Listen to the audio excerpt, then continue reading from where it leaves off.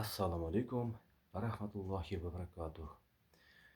Hurmatli O'zbekiston Respublikasining Prezidenti janob Mirziyoyev Shavkat Miromonovich. Bugun 20-fevral 2-oy 2026-yil. Soat hozir 00:55.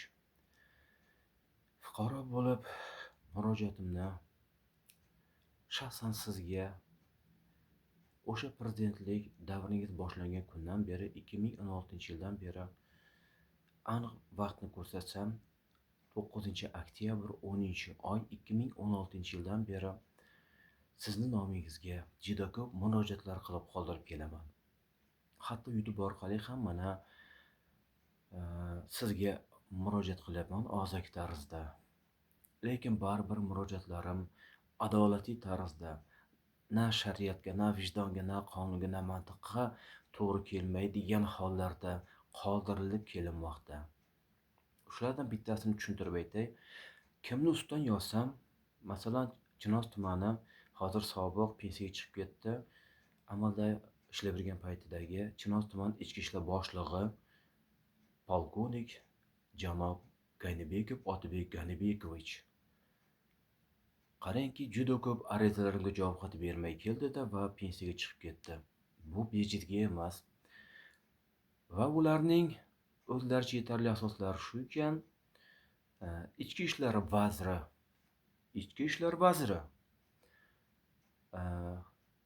o'sha paytda kim chiqargan? 2024-yili hozir ichki ishlar vaziri bundan mustasno emas endi, chunki bog'liq bo'ldi, shunga aralashdi, o'ralashdi, chambarchas bog'landi. Xabar topgan ichki ishlar vaziri Ganibekov Otabek Ganibekovichni shunchaki pensiyaga chiqarib yubordi. Unga nisbatan qonuniy chora ko'rilmadi. Chunki ichki buyruqlari Konstitutsiyamizning 40-chi, 34-chi, 23-chi, 62-chi moddasiga zid ravishda kesib tashlashdi. Ichki buyruq asosiy qonunimizdan ustun keldi. Meni inson deb ham, hayvon deb ham qabul qilmayapti. Men insonman asli. Ong bor, zabon bor, hujjatim bor, fuqaroligim bor, tug'ilib o'sgan kindik qonun to'kilgan yurtim bo'ladi mana. Afsus bilan aytsam juda ko'p narsalar bor. Muhimi, men bir narsani aytmoqchiman. Umuman Konstitutsiyamizning moddalari O'zbekistonda ishlamayapti. Ayniqsa 23-moddasi umuman ishlamayapti hozir. Qolgan moddalari bundan mustasno emas. Konstitutsiyamizning ichida fuqarolarning vakolati yo'qligi uchun imkoniyati, huquqidan kelib chiqqan holati va himoya bilan homiylik ko'rsatish, yordam so'rash faoliyati o'sha to'xtagan. Men buni juda ko'p fuqarolar orqali ham ko'rsatib berishim mumkin, lekin o'zim orqali ko'proq yoritib bera olaman. Chunki men o'zimga daxldor barcha materiallarni, hujjatlarni o'zim tayyorlab yig'ib boryapman. Garchi militsiya xodimlari ishlarini olib borish, to'g'ri olib borish kerak bo'lgan joyda, prokuraturalar bundan mustasno emas. Aslida, men sodda qilib gapiray, xalq tushunishi uchun prokuratura va advokat kabi fuqarolarning har bir murojaatlarini to'g'ri qabul qilib va to'g'ri hal qilib berish kerak. Nega? Prokuratura qonunlarni nazorat qiluvchi organ va fuqarolarni himoya qiluvchi boshqarma emasmi? Yoki men noto'g'ri gapirib tashladimmi? Buni hamma yaxshi biladi. Konstitutsiyamizning 143 va 145-moddasi, ya'ni hurmatli O'zbekiston Respublikasining Prezidenti janob Mirziyoyev Shavkat Miromonovich, siz yangilagan yangi konstitutsiyamizning o'sha moddalari. Eski konstitutsiyasida 118, 127. Xullas kalam, aytsam juda ko'p narsalar bor. Muhimi sizga tushunarli bo'lish uchun shuni aytmoqchiman. Yana hozir Telegramda bir vaziyat ko'rib, guvohi bo'lib, ushbu murojaatni sizga yo'llayapman YouTube orqali. Konstitutsiyamizning 40-chi, 34-chi moddalar asosida va boshqa qo'shimcha moddalari bundan mustasno emas. Sizga murojaat qilish huquqimdan kelib chiqib, sizga hurmat bilan murojaat qilmoqdaman.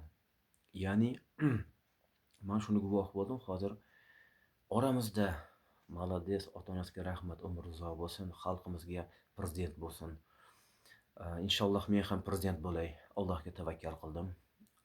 Rasul Kusherbayev Xidralevich oramizdagi vijdonli, yediniy vijdonli, adolatli, sofdil inson. So'zlarida doim ko'raman, lekin afsus uni ko'p ishlari hammaga tushunarli, u yoqni aytmasam ham bo'ladi.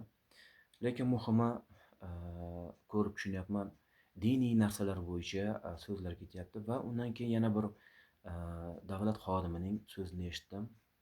Ularni ham mashinaga hozir YouTube'ga joylashtirib taqdim qilaman. E'tibor bering-da, ichki ishlar xodimlari shunaqa tegishli joylarda YouTube orqali shunaqa narsalarni kovlab, fuqarolarni javobgarlikka tortadi-da, lekin mani murojaatim sizga yetkazmasdan, o'zlari qonuniy hal qilib bermasdan, mani murojaatim shunday qolib ketaveradi mana. 1 yil bo'ladi, mana shu aprel kelsa, 1 yildan beri YouTube orqali qilayotgan murojaatlarning birortasi hali menga telefon qilmayapti.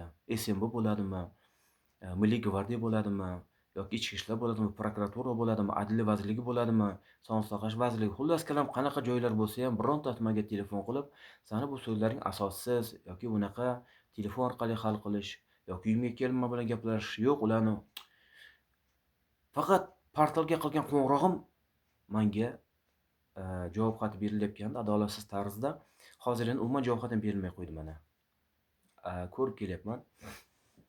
Endi qiziq narsa shuki, hozir men biz musulmon davlatimizda kofir yoki yahudi boshqa bir davlat emasmiz-da biz.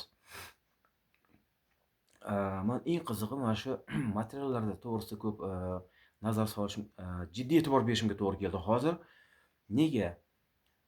Biz fuqarolarni bunaqa deb tushuntiray. Kiberfiribgarlik, diniy ekstremizm, terrorizm, boshqa narsalar bo'yicha fuqarolarga hech qachon kerak emas bunaqa narsalar. Bu haddan tashqari bir anaqa jinoyatni oldini olish, qanaqadir faoliyat bu. Yo'q narsadan pashshadan fil yasashga olib kelayotgan narsalar bu narsalar asli. Ya'ni qanaqa tushuntiray buni? Mana o'pshi aytdimmi, endi tushuntirib aytaman. Fuqarolar hech qachon kerak emas. Shaxsan O'zbekiston fuqarolari malades, lekin ko'p oramizda ko'pchiligi juda ko'p foiz darajasi oddiy fuqarolar aytyapman. Oddiy fuqaro faqat. Juda ko'p darajada foiz nimasi vijdonli va ular tinchlikni xohlaydi. Siyosatkorlash xohlamaydi. Oddiy gapiryapman, u kitob tilida juda boshqacha aytiladi. Siyosatkorlash xohlamaydi, ularga tinchlik kerak. Hatto meni videolarimni eshitib, ko'pchilik aytayapti, "Murod, bu videolarni eshitib odam qo'rqadi-ku" deyapti.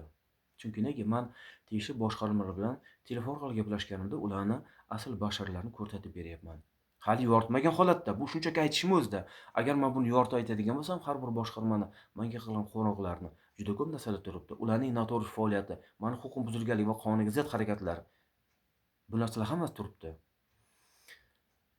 Endi qiziq narsa shuki, diniy ekstremizm narsalari. Nima keragi bor bizga diniy ekstremizm bilan shug'ullanib? U like boshqa, uni ketma-ketligi. Undan ko'ra o'g'ri ko'chadan kelmaydi, kiberfiribgarlikda ham, o'sha terrorizm nimada ham. Kuzatib o'tirgan boshqarmani, internet kuzatib o'tirganlar nima qilib o'tiribdi unda ular? Ular nima qilib o'tiribdi? Meni murojaatimni jo'natsam, ular o'tkazib yuboradi-da, lekin terrorizm boshqa narsalarni fuqarolarni jalb qilib, ularni jazolashga kirishadi. Nega? Unvon olish kerak, lavozim olish kerak, pensiya yetib olish kerak, oilasini boqish kerak.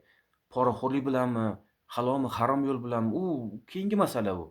Uni qachonki kovlab agar ketidan topsa, menga o'xshagan odam prezident bo'lib agar bu narsalarni o'rtaga tashlasa, jiddiy qarasa, ana shunda juda ko'p boshqarmalar kirdikorlar ochiladi. Chunki ular materiallar yig'iladi. Materialda ularning ish faoliyatlari ko'riladi. Menga o'xshagan odamlar kichkina detaldan katta narsani yaratib beradi. Chunki ularning o'sha kichkina detalida katta narsa turadi. Fuqaroning har bir murojaatida orqasida katta jinoyatlar turadi. Amaldorlarni, o'rin xodimlar, shifokorlarni noto'g'ri faoliyati bo'yicha. Men bularni tushuntirib berishga juda ko'p asoslarim bor. Hattoki hujjatlarda chin haqiqatlar shunday yashiriladiki, bularni hammasini aytsam juda ko'p vaqt talab etadi. Eng muhimi shuni aytmoqchiman. Nima keragi bor? Terrorizm, ekstremizm. Biz fuqarolarga bunaqa narsa kerak emas. Agar biz fuqarolar boshqa davlatlarga o'xshab, agarki jiddiy agar kurashadigan bo'lganida, o'sha shu paytgacha budan battar ishlar bo'lib ketardi agar biz fuqaro. Biz fuqarolar malades. Men nima uchun fuqaromizni yaxshi ko'raman?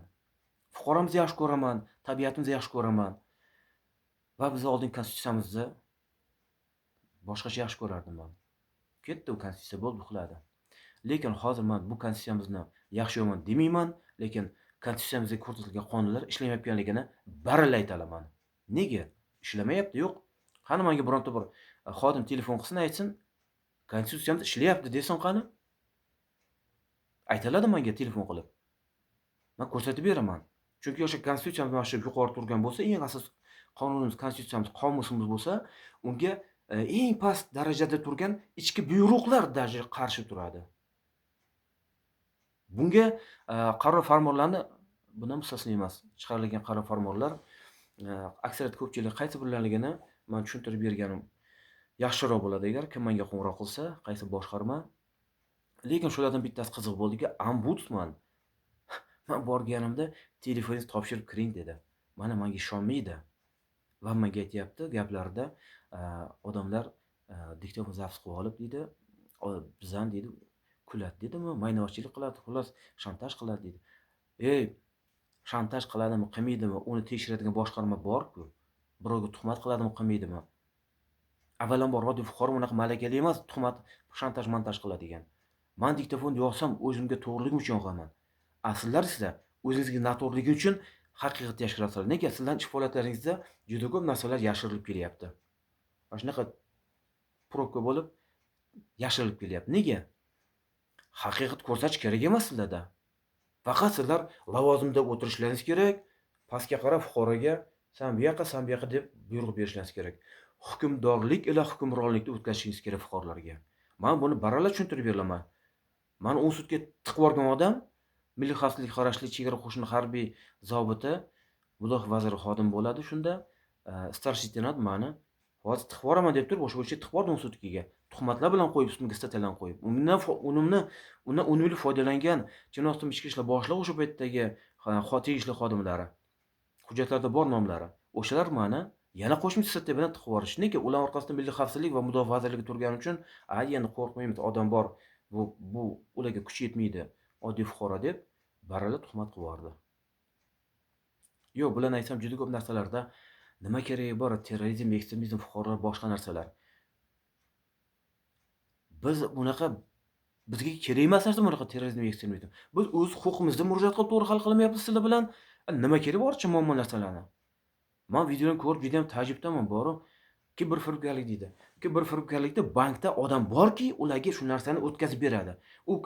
U bankda o'tirganlar va u tegishli mana internet kuzatgan boshqarmalar o'ylamayaptimi chetdan qo'ng'iroq bo'layotganligini yoki mana bu bankdagi o'zini xodimi sekin to'g'rilab bu yoqqa o'tkazib yuborganligini. Tupoy odam ham tushunadi-ku, tupoy odam. Kredit so'rayapti. Yana bir narsani ko'rdim men.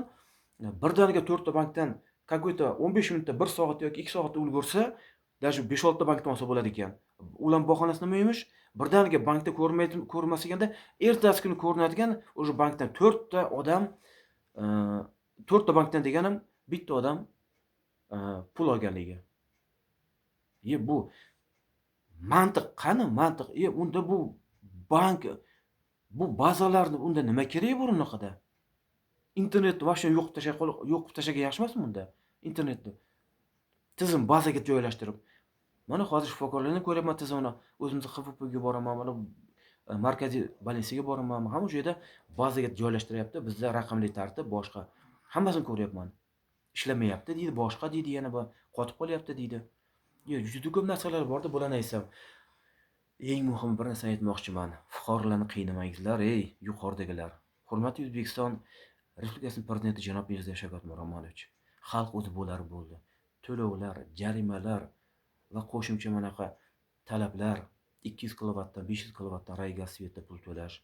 Chegaradan kelayotganda telefon olib kelganim uchun telefonimga 480 ming alohida, email uchun 103 ming to'lashim kerak va buni kim chiqardi desa sizni ko'rsatdi. Prezidentimiz chiqargan deb. Zapisim ham bor meni. Men bir narsaga tushunmayman. Nimaga fuqarolar o'zi mana bunday oylik olsa, lekin mana bunday to'lovlar bilan hayotda yashasa? 5,5 million bilan Abdusahiyga kirdim. Bitta Wi-Fi oldim, bitta televizor oldim, bitta mana shu kasmishim oldim. Shu bilan 5,5 million tugadi. Odamlar 5,5 millionga 2 oylab ishlaydi. Zapisim to'xtashga to'g'ri keladi. 15 bo'lyapti.